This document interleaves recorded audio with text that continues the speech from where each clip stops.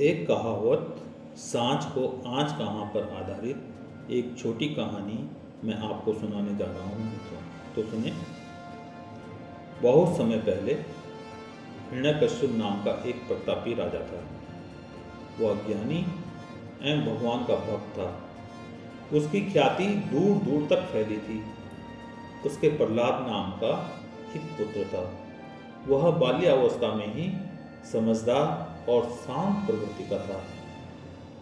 वह बाल्य अवस्था में कभी कभी महल के बाहर निकल जाया करता था। महल के पास ही एक कुमारिन का घर था। वह वहीं रहती थी और मिट्टी के बर्तन बनाती थी। प्रहलाद जब कभी उधर जाता था तो कुमारिन के पास कुछ क्षणों के लिए अवश्य रुकता था। कभी वो कुमारिन को मिट्टी कूटते देखता था तो कभी चाक पर बर्तन बनाते देखता था। गागर को कैसे ठोक ठोक कर बनाया जाता है यह देखना उसे बहुत अच्छा लगता था। कभी आवा से बर्तनों को निकालते और रखते देखता था। एक दिन प्रातःकाल का समय था।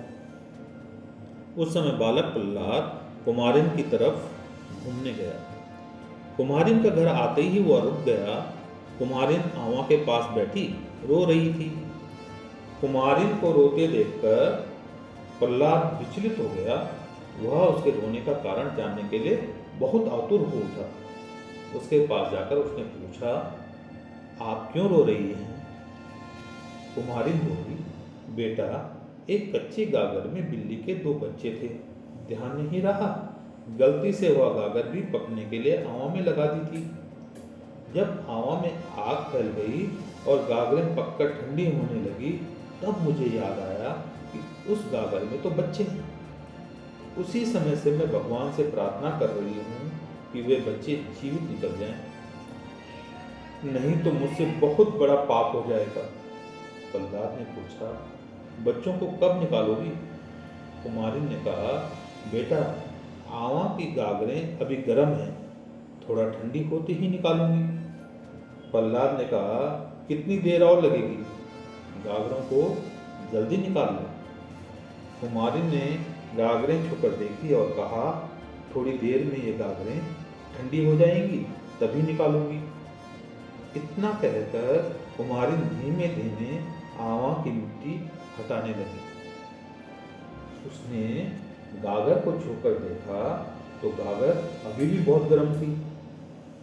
प्रहलाद वहीं खड़ा देखता रहा और उसने मन ही मन तय कर लिया कि बिल्ली के बच्चों के निकलने के बाद ही मैं यहाँ से जाऊंगा। कुछ समय बाद कुम्हारिन आवा से गागरें एक एक करके निकालने लगी।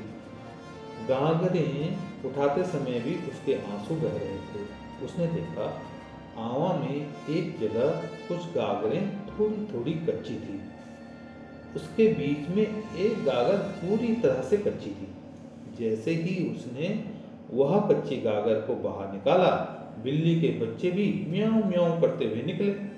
कुम्हारिन के चेहरे पर मुस्कान छा गई। उसने अपनी आंसू पोंछे और आकाश की ओर हाथ जोड़ते हुए बोली, भगवान, तुमने मुझे बचा लिया। यदि बच्चे जल जाते तो मैं पाप की भागिन बन जाती। आपने मुझ गरीब दुखियारी की लाज रख ली भगवान। भगवान, आप तो सबका भला करते हैं, सबकी रक्षा करते हैं। आप कभी किसी का बुरा नहीं करते। इस घटना का प्रभाव प्रहलाद पर बहुत गहरा पड़ा। कुम्हारिन की प्रार्थना देखकर उसे भी भगवान में विश्वास हुआ है और दिनों दिन प्रभु के ध्यान में मग्न रहने लगा। हिरण्यकश्यप को ब्रह्मा से यह वरदान प्राप्त था कि उसे न कोई पुरुष जाति और न ही स्त्री जाति का, न सर्प, न सिंह आदि कोई भी जीव न तो दिन में न रात में मार सकता था। न घर में, न घर से बाहर, न धरती पर, न आकाश पर उसे कोई मार सकता था। इस तरह हिरण्यकश्यप स्वयं को भगवान कहने लगा और जनता से बलपूर्वक स्वयं को भगवान कहलवाने लगा। भय के कारण घर के लोग भी उसे भगवान के रूप में मानने लगे थे। लेकिन प्रहलाद अपने पिता को अच्छी तरह जानता था। उसका पिता स्वयं को भगवान कहलवाने के लिए लोगों के साथ क्रूरता और अत्याचार का व्यवहार करने लगा था। ऐसा व्यवहार तो साधारण आदमी भी नहीं करता है। उसे तो उस कुमारिन के शब्द याद थे जो कहती थी कि भगवान किसी का बुरा नहीं करता, वह तो हमेशा लोगों का भला करता है, सबसे प्यार करता है, किसी को मारता नहीं है, धमकाता नहीं है। तब मेरा पिता भगवान कैसे हो सकता है? उसे भगवान के प्रति लगन तो कुमारिन के मिलने से ही लग गई थी। हिरण्यकशिपु को पता चलने पर उसने प्रहलाद को पीटा और धमकाया, लेकिन वह अपने पिता को भगवान मानने को बिल्कुल भी तैयार नहीं हुआ।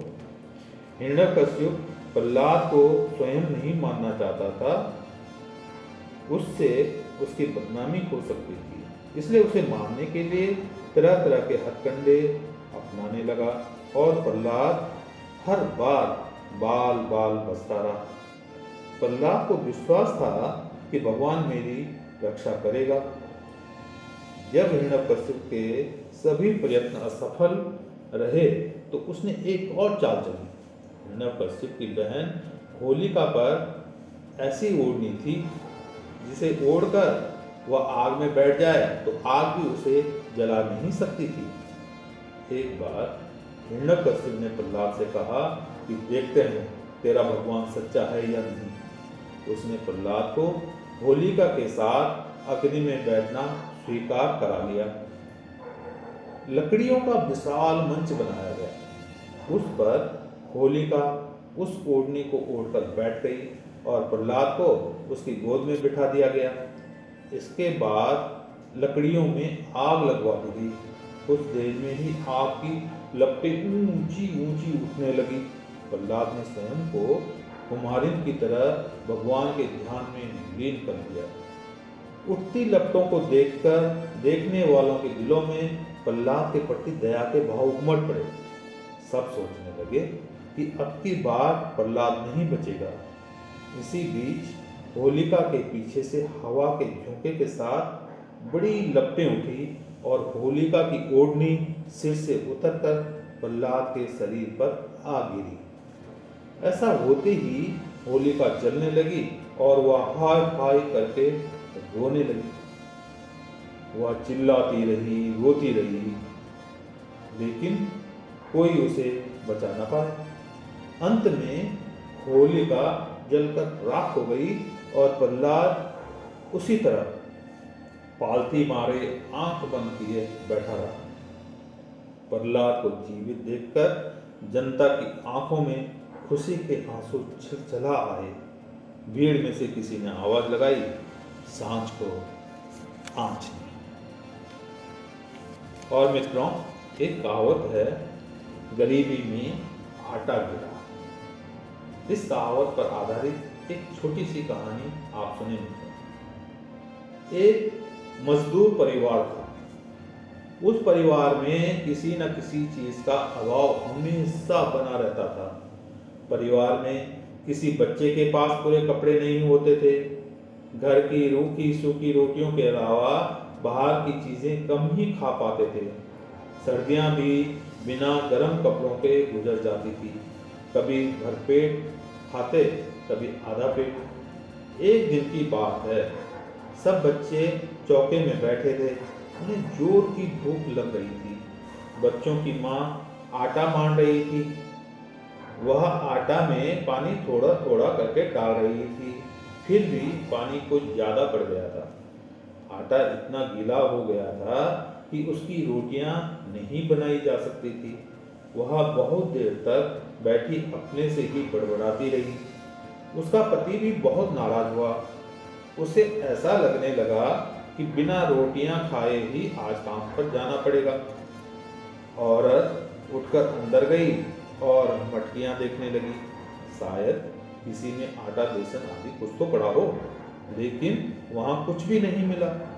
अंत में वह आटा लेने के लिए दुकान पर गई। लाला ने भी आटा उधार देने से मना कर दिया और ताने मारते हुए दुकानदार ने कहा, तुझे कौन देगा?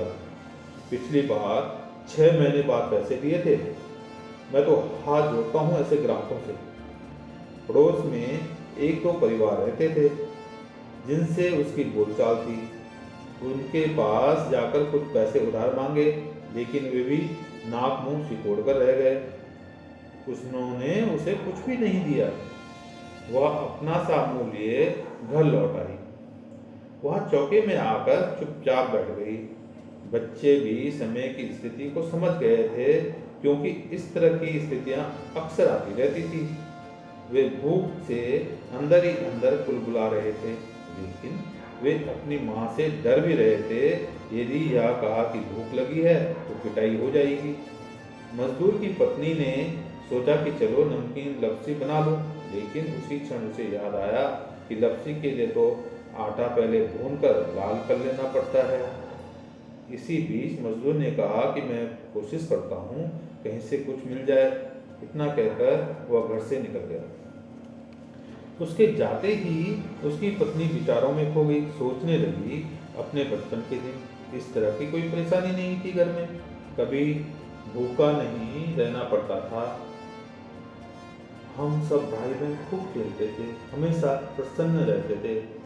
अचानक ध्यान टूटा और हाथ भरकर कहने लगी, हे भगवान, गरीबी में आटा गिरा, ना करे कभी किसी का।